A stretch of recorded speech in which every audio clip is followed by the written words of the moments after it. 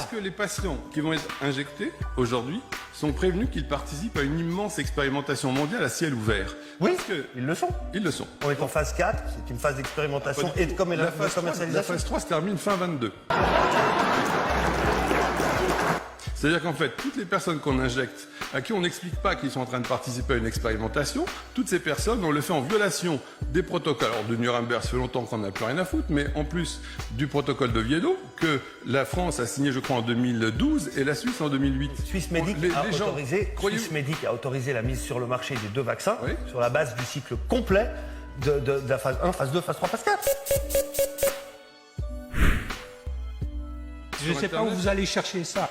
Bah oui, mais sauf qu'elle se termine en 22. Vous n'êtes pas renseigné. Regardez, si vous lisez l'étude de Pfizer, elle commence déjà à être largement contestée.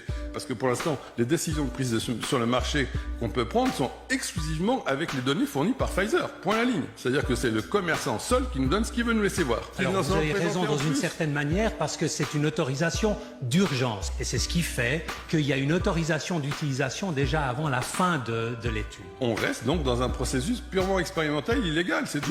On nous présente le vaccin comme le Messie. Je veux dire, excusez-moi de vous dire que, aux meilleures nouvelles, si on en croit le laboratoire Pfizer, le vaccin ne servira qu'à peut-être limiter les formes graves. Or, quand on attrape le corona, eh bien, la létalité, aux dernières nouvelles, est de 0,5%. Vous avez 1,5% de chance d'en mourir.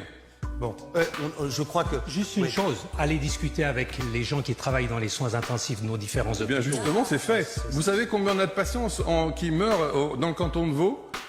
Aujourd'hui, là, à l'heure actuelle, on est en Covid positif. Et encore par charité Mais les chiffres de la mortalité sont publiés par tous les cantons. D'accord, mais ça représente 15 personnes par semaine. Est-ce que vous pensez vraiment que tout ce cirque...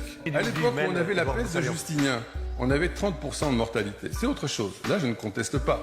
Mais pour reprendre l'exemple de monsieur, en fait, il semblerait plutôt qu'il y avait un moustique dans la chambre à coucher, qu'on a foutu le feu à la maison. Enfin bref, Internet a une mémoire. Si vous avez oublié, nous, on classe.